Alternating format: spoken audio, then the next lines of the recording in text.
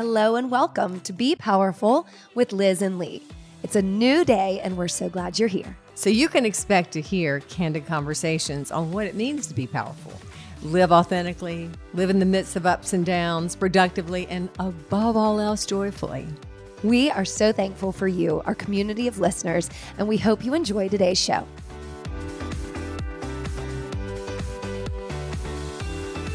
Hi, everybody. Hi, Liz. Hi, Lee. Hi, everybody. How are you today? Very questionable. How are you?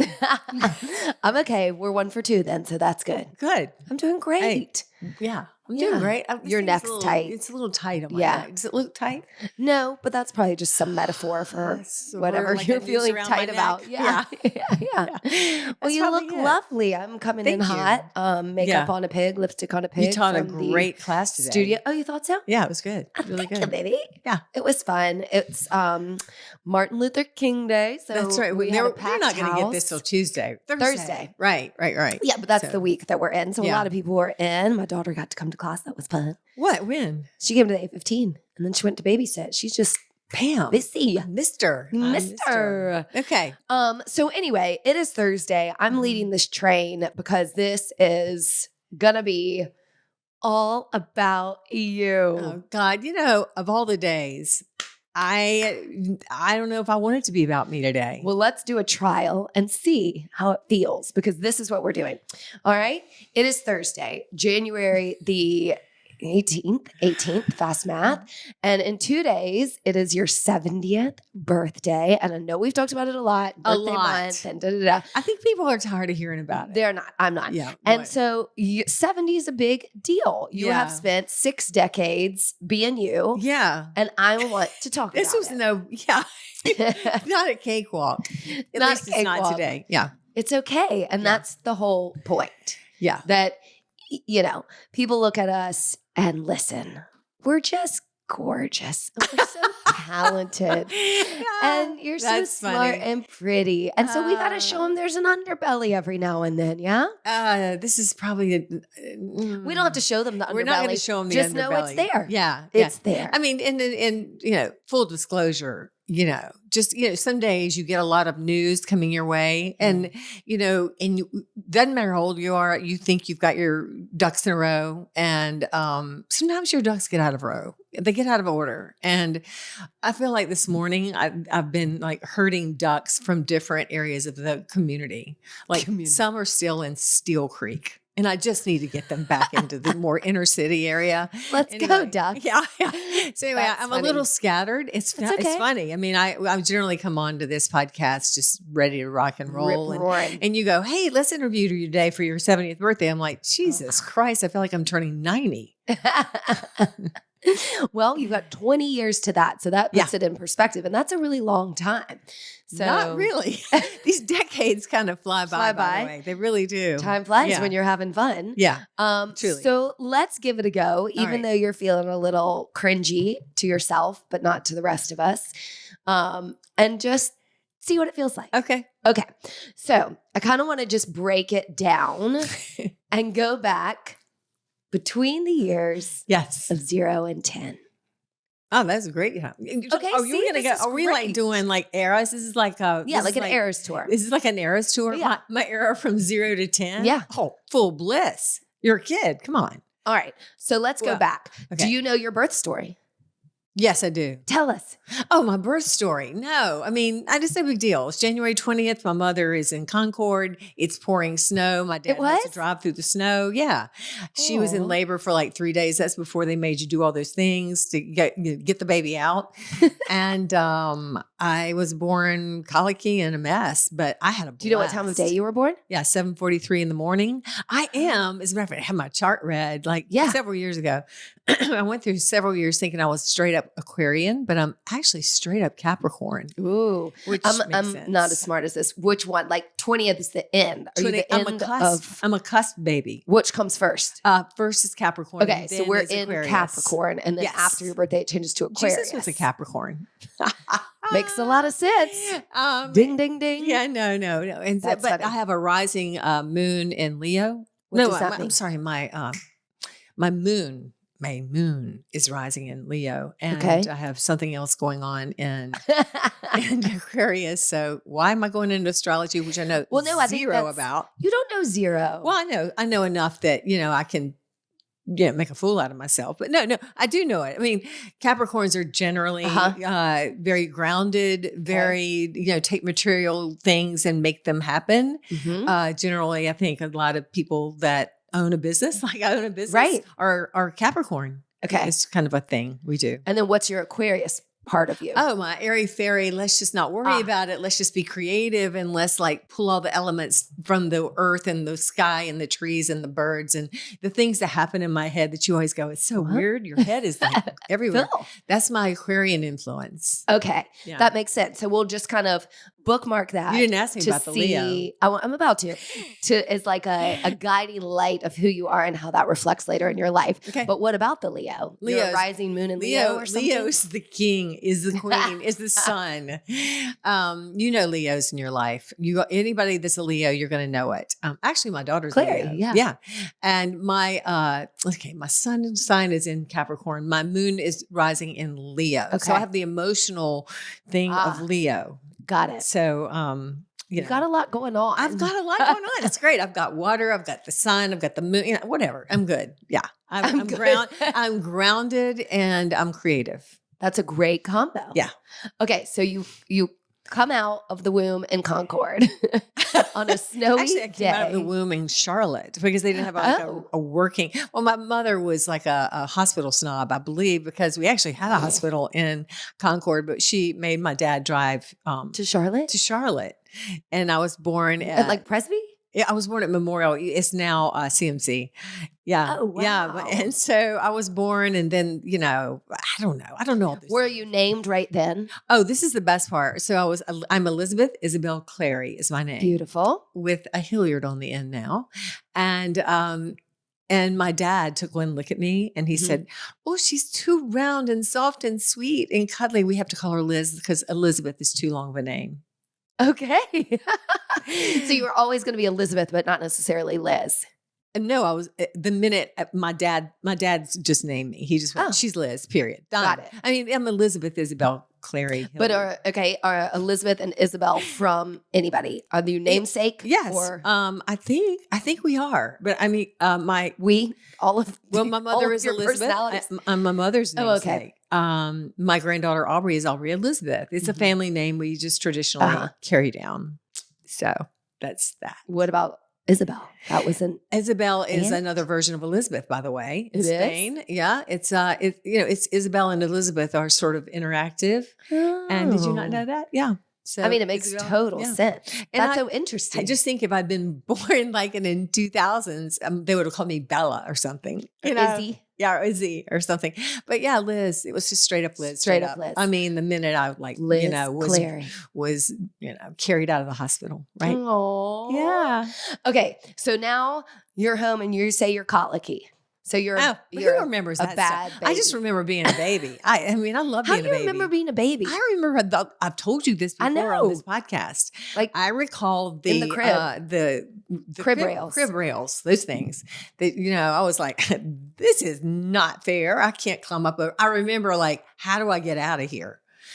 So, and maybe they kept me in the crib too long. I don't know, but I recall it clearly. I recall getting my diapers changed. I recall being up on the shoulder of our housekeeper Blanche as she like talked to me and sang and vacuumed and did things. And I really loved it up there. That was fun. Up there. I loved it up there. I remember being held by my dad up on his shoulders and all those things. So you have vivid recollections child. of happy 0 to childhood. 10. All the As a matter of things. fact, that's what I wrote in my blog that came out this week. I hope you read it because it's like when I was this little kid, I was born just knowing how great life was. And I didn't. And luckily for me, I was born into a non-abusive home and to parents that loved me. And I remember getting up every single day, clearly every single day, running into my parents' bedroom, jumping up and down the bed, screaming, I am the spirit of Liz made like a whiz. And they were like, I think after about the year of that, they were like, we've got it. We know. You don't have to do that every Go to morning. bed. That is You not, need to stay you're like in a your rooster. room, jump on your own bed, and stay out of here. But no, it was really, I just had this happy, joyous. Right. I loved being Idyllic. a kid. But do you Loved being a remember, kid. obviously, Pete, your brother, was how much older? 5 years. 5. And so what was that relationship, if there was one at that point? I slept in, I mean, he's so much older. I had a crib and then I slept with my brother. and I remember when we finally moved into a bigger house and I was put in my own room, my mother was furious with me because I would not sleep in my own bed. I would always go sleep with my brother and he would always go, Mom, get Liz out of here. She won't stay out of here. And that might sound weird or something, but I always slept with Pete. He was my roomie. It was a comfort. Oh, yeah. Yeah. And this is in Concord still. Yes. The house that I've seen, like South Union, the stone house. The is mayor. that the house? I live in the mayor's house. The mayor lived there for a while. Hey. Anyway, we were not the mayor. Trust me. That was South Union. It was actually I was born in Concord. You gotta love Concord. I was born in Beverly Hills. That was the name of the neighborhood? Beverly Hills in Concord. And That's then awesome. my dad went bankrupt because his shoe store burned down. And we had to like abscond with our no money to this kind of poorer area. Whereas where I remember sleeping with Pete all the time. And then when we got a little money back, we moved into a nicer home, which is now the one where the mayor lives. Which, by the way, it's not some mansion or something. It's just a nice house on South Union. And I had my own room. But I slept with Pete anyway. That's good. That's a tight relationship. We had a good relationship. Do you remember culturally kind of life outside of yourself and your house? Like, yes, the church. Church, TV, church, clothing. Like, what do you recall? Friends. Okay, here's my childhood real quick. Because we got decades right to go, but really from 0 to whatever age I started dating. I was running wild, like outside of the house. And that's what we were talking about in the last podcast. I had a housekeeper that said, you are not to come in the house. Miss Liz, you are out the door. Do not mess up my house between X and X, meaning I couldn't come in the house. Yeah. So I just had this life of adventure, which is the greatest thing I could have been given as a gift. And then when I wasn't playing and having a blast with my friends, I was forced in church. Okay. And when I say forced, I was forced. I mean, I used to show up and my mother was like, what do I do with her? I would show up, I would take my panties off in the backseat of the car and show up in church in my lacy little outfit with no panties on. No underwear. I don't even know what I was thinking. I'm like, what am I going to do here? It was troublesome for my parents. Goodness. Oh, goodness. Oh, goodness. The Baptist freewheeler is here. It wasn't I was doing anything wrong. I was just like, hey, I'm free. Take these off. I'm going to take because there were also those awful lacy panties. They're like tight around the thighs. Who wears those? Well, little kids. Okay, so that's the play. That's the church.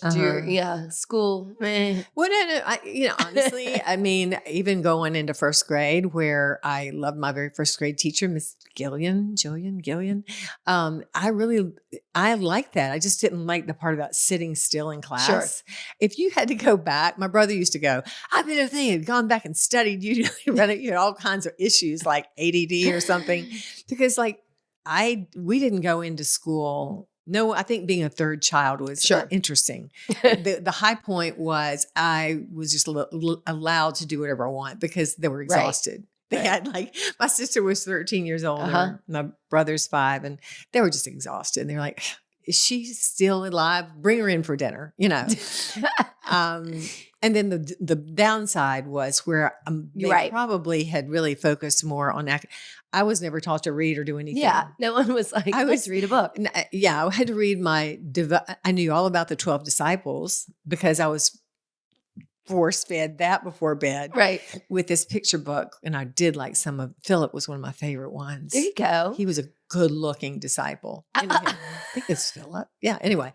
That's a good takeaway. So I didn't have a great experience in school. If you read my book, 3rd grade, I was told by my teacher that I was bad, and she used to hit my hand every day with a ruler and tell me that I would never go to the 4th grade. guess what? You made it, I baby. made it to the You fourth made grade. it to the fourth grade with flying colors. There's always one of those in our lives. And, Yeah. ultimately that ends up being the turnaround Yes. hopefully for most of us, a fire lit rather than a fire extinguished. And even if the fire's not lit then, because the fire wasn't lit then, I wasn't upset. I mean, I was upset as in downtrodden. I was like, oh, you're bad. But the fire that lasted was the one that I said, again in the book, was she's my greatest teacher because she taught me not only what not to do, but the power and the strength of what an adult's influence can have in your life. Because she twisted my life as far as self-confidence. Right. Which was super low, and self-doubt for a long time until I became an adult. Mm-hmm. And so I really believed her because nobody else came back and said, no, she's wrong. Right. Well, and that's so painful for children to have any sort of adult or authoritarian figure. That was pretty directly intentional about what she was saying. But I mean, it is so important to recognize the words and the actions and the modeling that we say for these little spongy minds. Yes. Even the most, inane thing that's not meant to be harmful really can be. And so that's got to be balanced out because we're all going to make mistakes, as adults or guides for our children, but balanced with that, like, so much love. I think the intention has to come behind your words because when I think about her intentions, of course, her intentions were not about me as much as they were her own things she was dealing with. And she was, she just didn't like the way I was behaving and I was not doing well. And she told me I was stupid. Crazy. Yeah, exactly. But I was watching that show that you and I love, This Is Us. Yeah. And even when you have it's really sweet if y'all haven't seen this show on Netflix, but even when you have the intention of really the best for your daughter, and she's got a heavy, overweight daughter in this series, and there's a sweet scene where her daughter goes, Mommy, I just had fruit today. And even I bet the intentions of a mother who's got a daughter with an issue of eating is never to be, oh, I want to hear every bite you eat. Yeah. But she probably wanted to make her feel, it's an interesting dynamic. Yeah. So the intention we put behind our words to our kids, even if they're the wrong words, I believe, can be felt through our intention. So if we're coming with intention of love, if we say the wrong words, which we will inevitably every single day, we'll probably do it. I think it can be okay for the kids. Right. I know it can. Right. Yeah. And I mean, I'm not trying to go off on a tangent. Just one quick thing is like trying to be quiet for a minute when our kids come to us with something, because I think there's such a reaction. Maybe it's somebody else who harmed them or said something, or maybe it's some way they've disobeyed or disappointed us. And so waiting a second to take a deep breath, because I think, those daggers can come out and they don't have the armor. Yeah, that's hard to kind of deal with it. But anyway, so, we go into decade 2 where we're already in there. We're already in there. We're in there where there's, a bit of a between 10 shift, and 20. 10 and 20. Whew. Not so that was dynamic. Peachy keen. Dynamic. That's a good word. Boy, dynamic. That second decade, really that decade, the one that starts when you're going through puberty. Mm-hmm. Oh my gosh. Well, I mean, it was again, tale of the two cities, the best of times and the worst of times. Right. What's the best? The best was my experience in high school was the best. I was a star athlete. I had the cutest boyfriend. I had a blast. I also remember had an abortion. I also was not failing school. I was being told again that I was not doing well. That your father died. My father died when I was 16. Yeah, that's very, what is the word I'm trying to find? Devastating. Yeah. Devastating. Yep. And that was a surprise because that wasn't a buildup. He had a massive heart attack, or he had a heart attack, and then he was home from the hospital for 2 weeks. And again, that's before bypass surgery and all these things. This is 1970. I was a sophomore in high school and I had a new boyfriend. And I was told to stay home with him. And I didn't. I went off, had a big time with my boyfriend, came home, and there's an ambulance in my driveway. And he had a second heart attack, which he did not recover from. Mm-hmm. And so that took me some years of therapy to roll through. No, that wasn't my fault, of course. I was a 16-year-old. But my mom had run off and run out to do something. And she'd said, just stay home with your dad. No big deal. But I'll be back in a little while. And my boyfriend said, hey, come down the street with me, play basketball, do something. And I did. And that, the guilt you carry. Sure. I couldn't have done anything. I mean, but I did. That was a rough time. Yeah, I would imagine.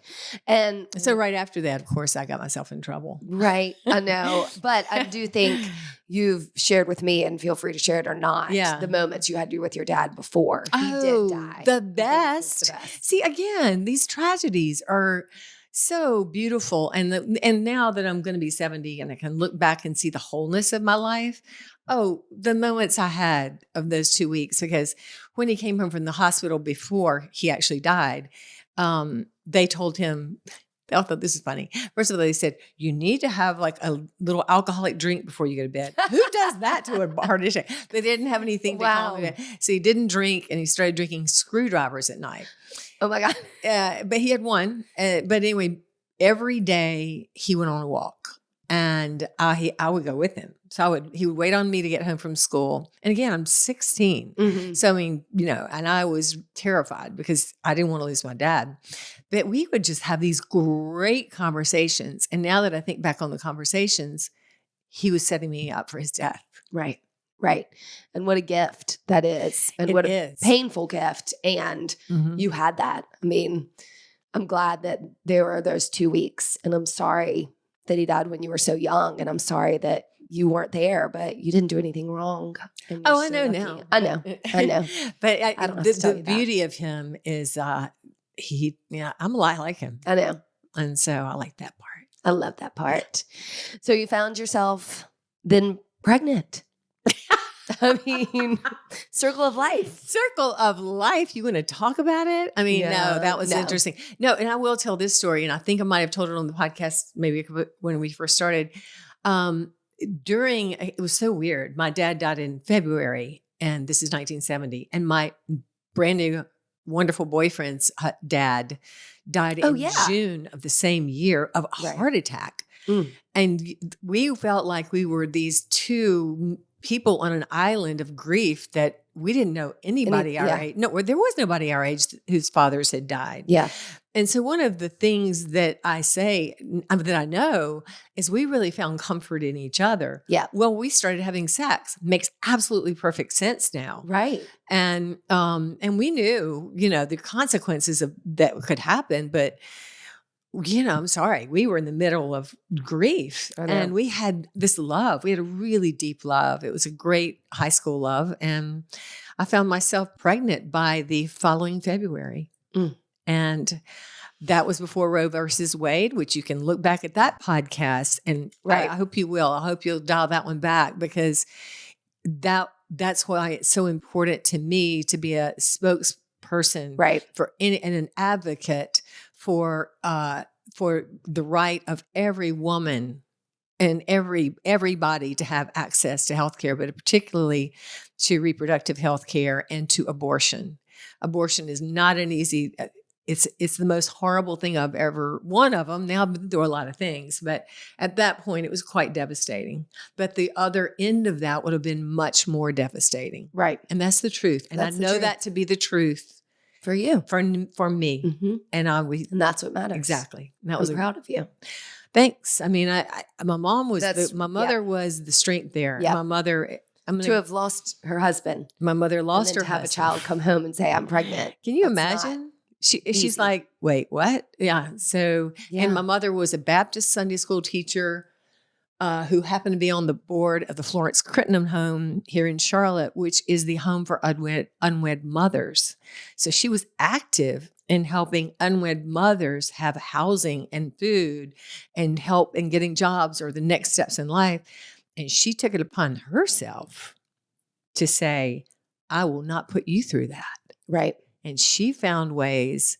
First of all, she had to find the money. We were broke. My dad died not with any money. And second of all, it was illegal to have an abortion, but you could do it on these certain things. So we had to go to 2 different psychologists. We had to go to several doctors two doctors at least. I keep thinking twos.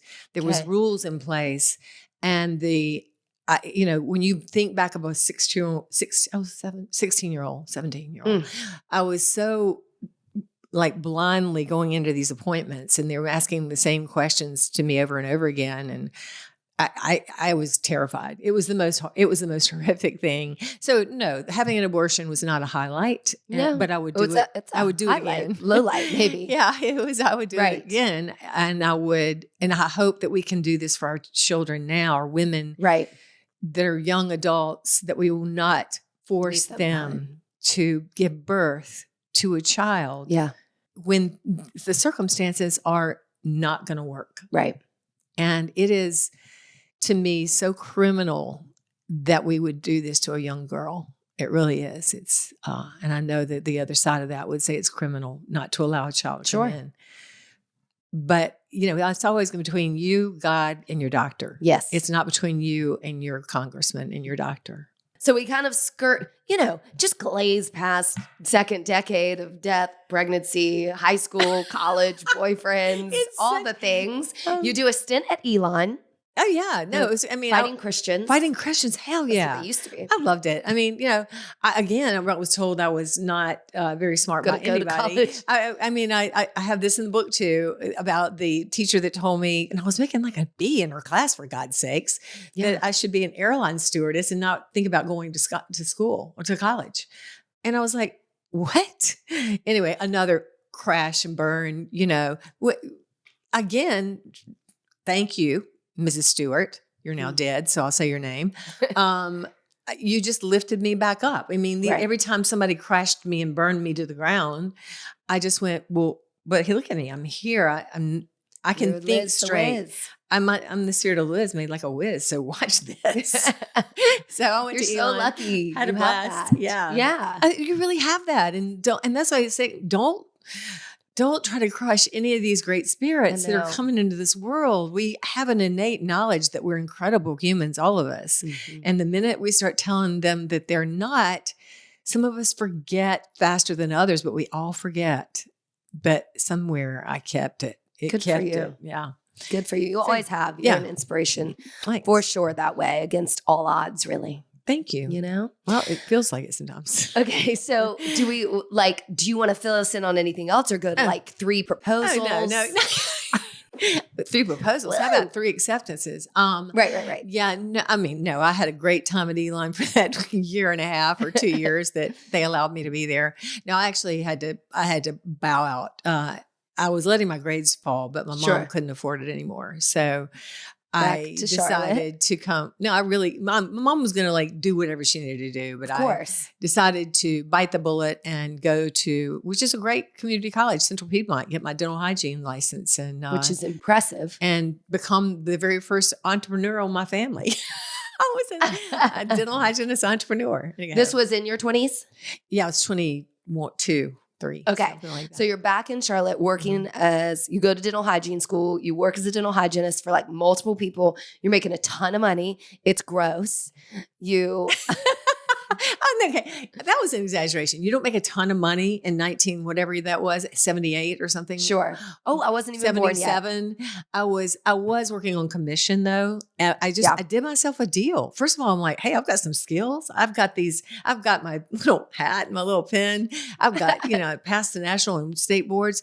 I went to 2 different dentists, put myself on a commission, so that I was making at one dental place 50% of my pay. The other was making 40. That's simply unknown. Strong. I've never known anybody that did that. I look back at that and I'm like, that was pretty smart. I could still be doing that, except I would die if I had to look in somebody's mouth. It was a good start though. I loved it. No, good start. And are you just living in an apartment? Where are you living? No, I went this is my favorite part. I got out of Central Piedmont, which, and then I got out straight A's, killed it, got a job, and then got a second job because I went, hey, I'm not going to live in Concord. I didn't live with my mom another second. I was like, thanks, Mom. I'm out. Found an apartment. Foxcroft East was where they were, right behind Country Day. They were brand new. Nice apartments. It was nice. I got myself some, furniture, and I was making real money and bought my very first car. I was going to go into that.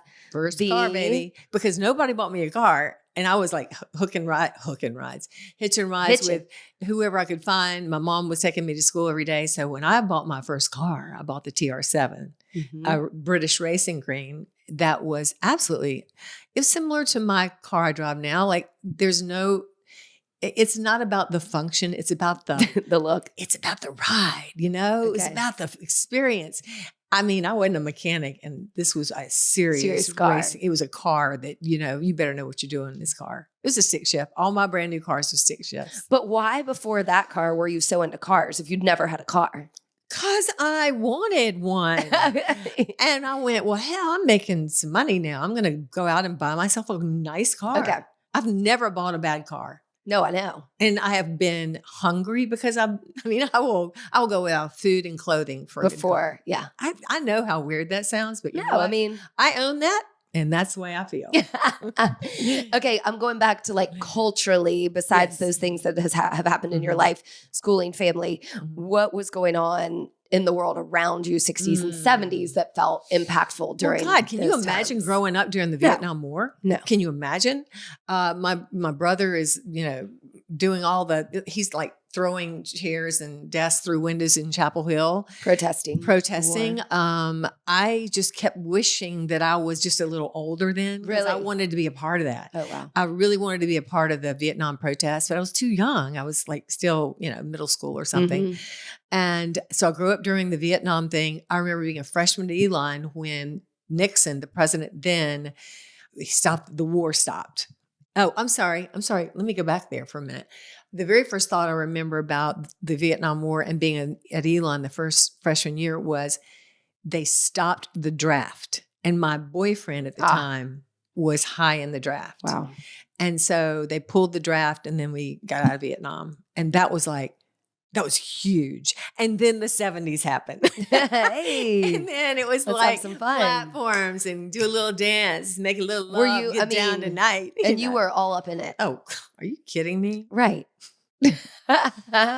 Disco, baby. That was me. Or the whole thing. It was so much fun. And I remember, you make fun of disco now. That is because I came up with my brother Pete, who was 5 years older than me. He's coming out of he didn't go to Vietnam. He went to Germany, Mainz. He ended up being like a really smart, cool guy in the army. Because he just volunteered. He realized he was screwing up at Chapel Hill. So he got himself out and volunteered, got himself into Germany. When he comes back, he's like, Liz, are you kidding me? The music of the 70s sucks. I mean, and he's like comparing it to the Rolling Stones, to the Beatles, to Jimi Hendrix. And he was correct. Yeah. And so here we've got the Bee Gees. Elton John was cool. And we had Joni Mitchell, but they had all come sort of from the end of the 60s. So my genre, I am more David Bowie, more Joni Mitchell, side of more of that, more moody, I mean, I liked Elton John when he did, Yellow Brick Road, right, all that sort of thing. So, but that was the beginning of the 70s. And then disco hit. Oh, Donna Summers. Yeah. All that. All right, roll me through your men. Go ahead. Oh God, that we don't. Well, not all of them. Not all of them. Which the highlights? Yeah, the ones who proposed to you, and then your husband. These are going to be the people that proposed to me. Yes. Okay. Number one. Okay. Number one was there was a dentist or a dental student in Chapel Hill that I was dating at the same time I was dating a guy at Elon. Okay. And they didn't ask me at the exact same time, but it was within the last, couple months of each other. And I accepted from both of them because. Were there rings? Yeah. Yeah. Mm-hmm. It's hard for me to say that. Yeah. So you just in your head were like, I can just keep doing this. And, well, I know. It was just like rolling. I had Elon. Listen, I was hedging my bets. Busy. I had come up hard. I was like, I don't know what's going to happen. Besides, the one in Chapel Hill was oh my God, he was cute. He was so cute. But he was a little, I didn't know. And then the one in Elon they were both interesting humans. Man. Anyway, I had those two. And they were the ones that I got caught at Yeah. the bar in Chapel Hill, Yeah. and he's not here. Amazing. He was there. I was with the one from Elon, my fiance from Elon, and there was a pool table. Across the pool table stood the one from Chapel Hill. I'm like, I thought y'all were on break. Anyway, Nice if y'all move. want to read about or hear about that one, there's another podcast. Yeah. I can't remember the name of it. I but can't either. We'll come up with it because we're not going to tell that story here or we'd be here forever. Anyway, suffice to say, I got caught. Neither of those were the ones. And they asked me to make a decision. I made a decision, which of course was the wrong one. And so I ended up with neither one. Boom. And then the third one, before I got married, Yeah. was another dentist. Well, Yeah. go figure. He was also my teacher at Central Piedmont. I'm sorry. I'm so Classic. sorry. It Classic. was so bad. Did you think that one was actually going to follow through? I really did. And then? And it was a lovely ring too. It was really pretty. And I did think that one was going to follow through. And it turns out he had an eye for other ladies. I had never been cheated on, to my knowledge. I was You were always running the cheater. Oh my And God. he was cheating on me. And I was like, what? Incensed. Do what? So I broke up with him. That was the end of that. Yeah. So now are we in mid-20s? Where are we? No, I got to 25 and Okay. then I met Aubrey. Okay. And love at first boom. Sight. Boom. Oh yeah. We got married in a fever. I mean, we got married 8 months after almost to the day after we Okay. met. Yeah. That's pretty amazing. It was strong. And y'all lived in Charlotte. Yeah. We lived in Charlotte. And how long till you had Clary? 2 years. Okay. And you weren't going to have a baby. Well, I was. Can I go back on that? Because Sure. this is an important point. I've always wondered why I was afraid. I was afraid Sure. to have children. That's normal. I believed because I got enough of that Bible beat into me in the Southern Baptist church that I would be punished for having the abortion. And I've never actually told this, that I was afraid that God would punish me. And so I thought I should just not have children. I have chosen to give one up.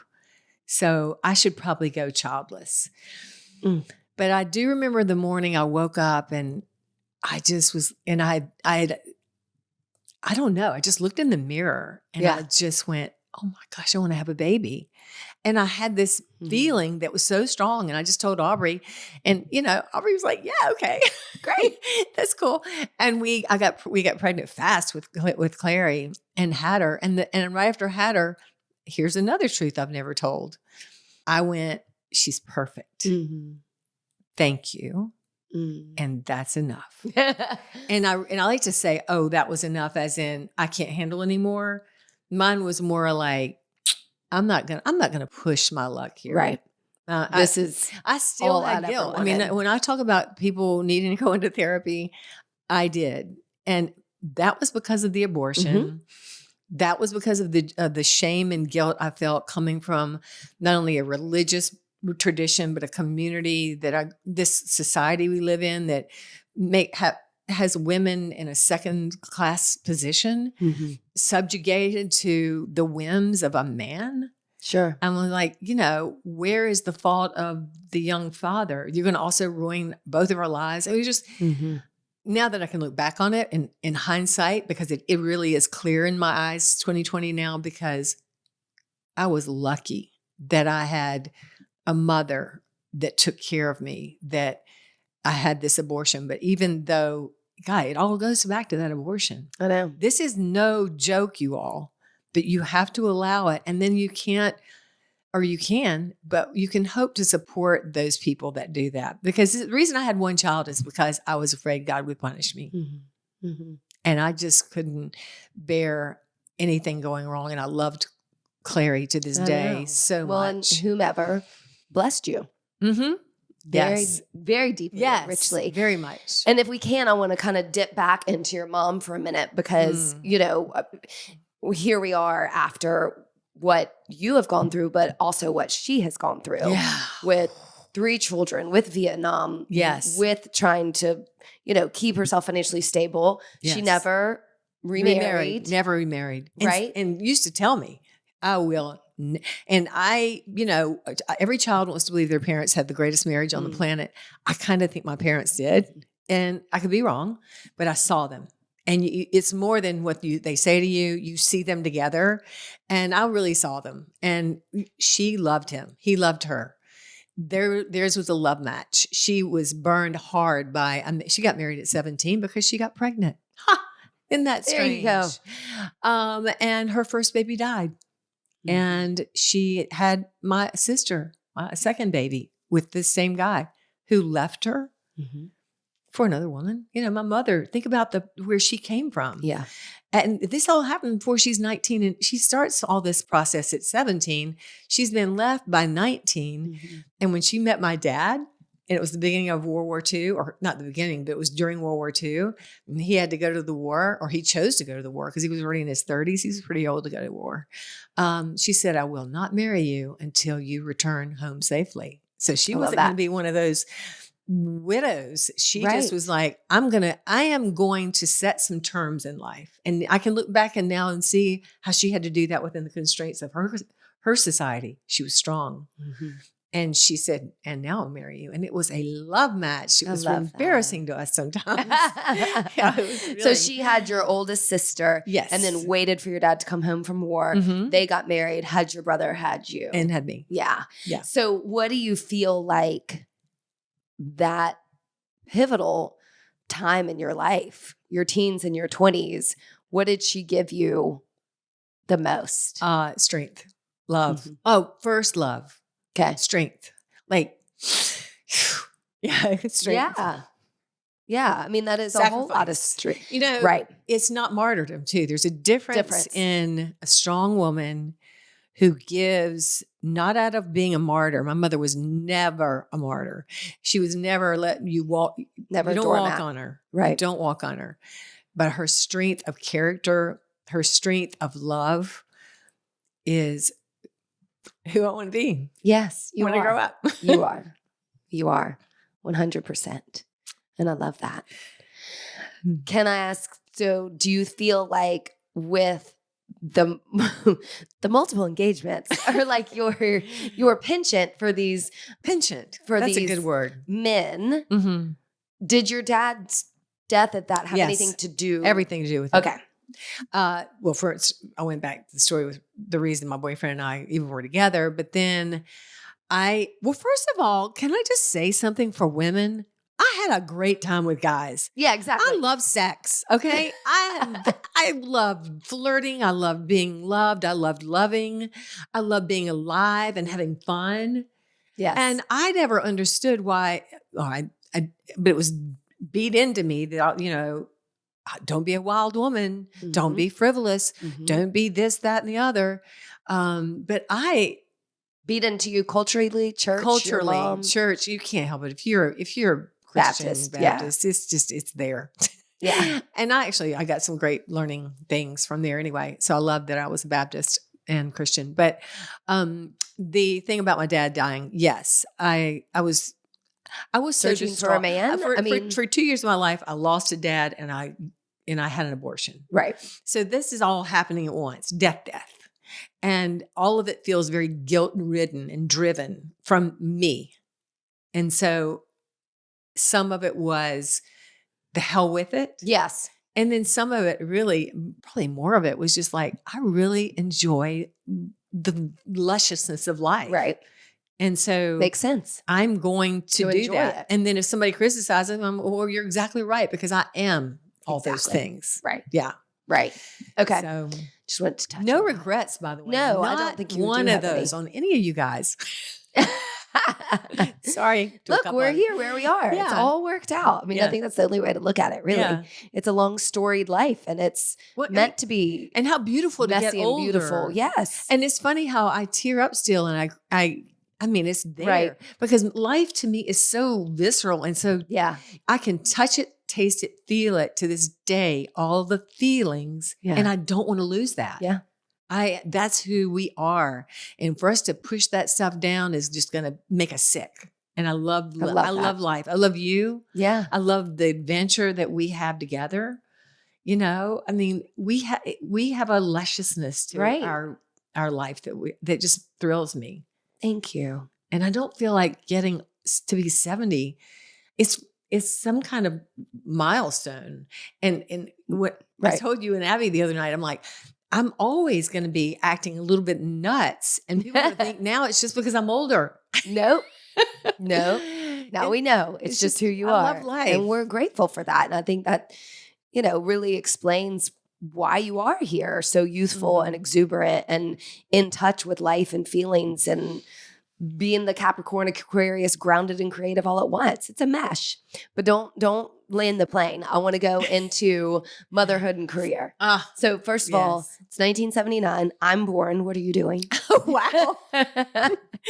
I'm having a blast, actually. I had just gotten married. Aubrey and I were married, and we don't have Clary yet. And Were you doing dental hygiene at this point? I did it for about 6 months after I got married. Okay. And then this is great thing about Aubrey Hilliard. He's like, hey, why don't you just not work? I'm like, Okay. hey, okay.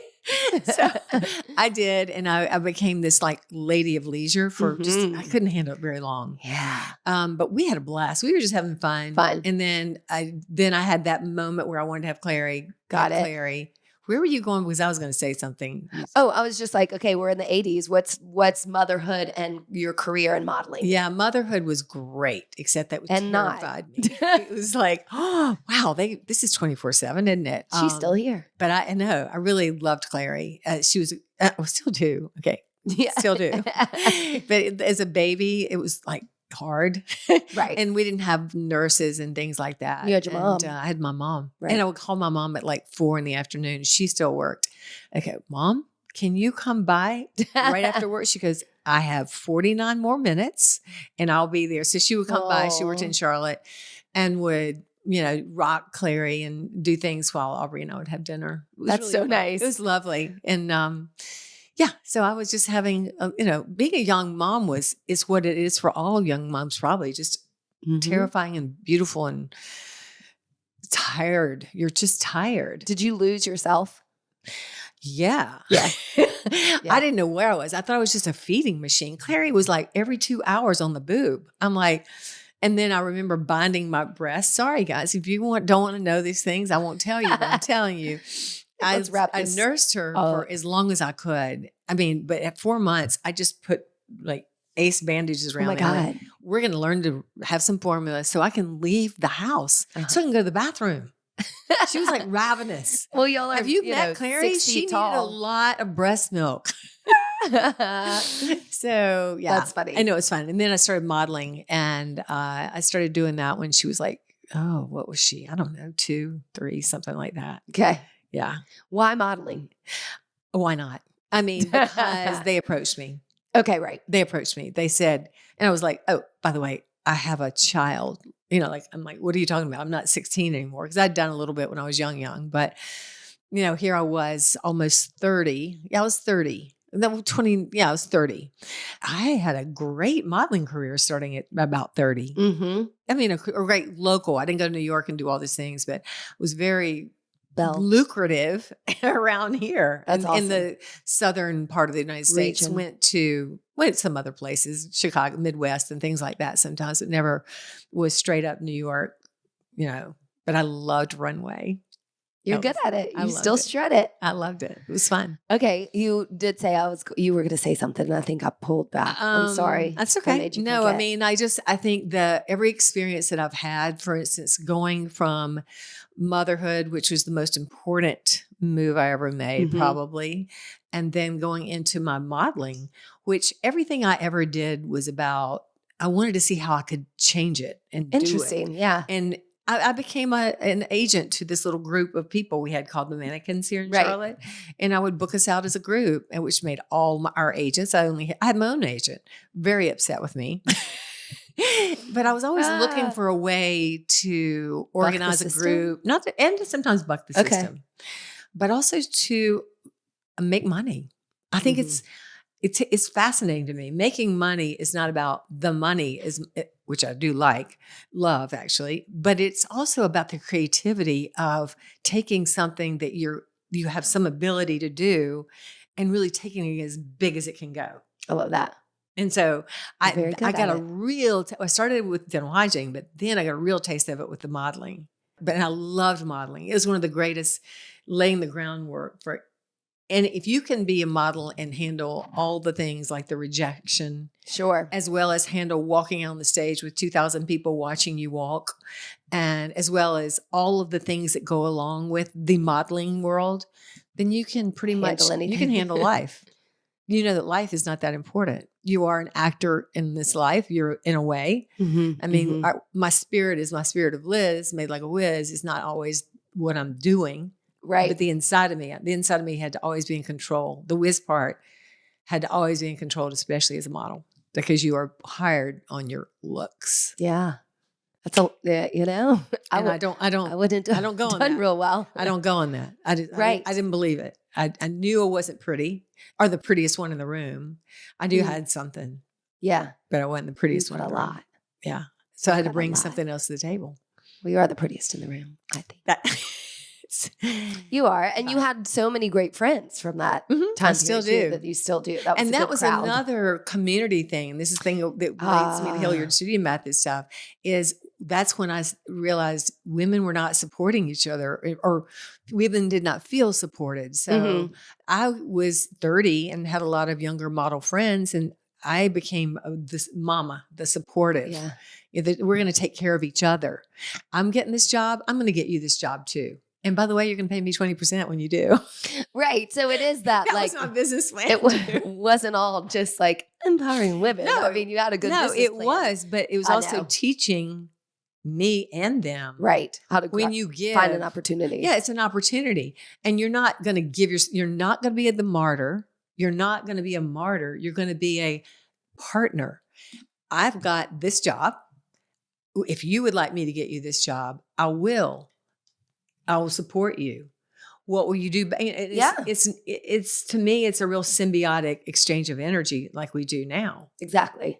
I mean, paying for things are not a problem as long as what we're receiving is in return that equal amount of energy back and forth. Right. You've always talked about that. As I'm now in my 40s, but growing up and going into adulthood, you always hear people say, well, wait, it's, the 40s are the best. The 50s are the best. The 60s are the best. Like, what is your benchmark for that? Does it just keep getting better, or was there one, and why? What do you think happens to people and their lives and their relationships and their families and their career and their self-identity and esteem? Good question. And I think it's going to be different from everybody. I think the best part of life is that you do get to get older and that you can then look back, because sometimes when you're having it, you don't know you're having it. I would say the 50s were maybe one of my favorite decades. Okay. Until the 60s, because the 60s, wow. Right. This was when it all changed. I mean, the 50s, I thought I was really cool and had it together in the 40s, which I did. Heck yeah, I did. I would say the worst decade was probably the 20s, even though I was having a blast. Interesting. I didn't know what I was doing. My head was Head's not all straight. Yeah, you're like, who am I? The 30s, you're getting better. But when I hit 50, I was cruising. And that's when I started Hilliard Studio Method, all those sort of things. But my 60s was when it all came down to, okay, here's how it's going to get real now. Getting real with you.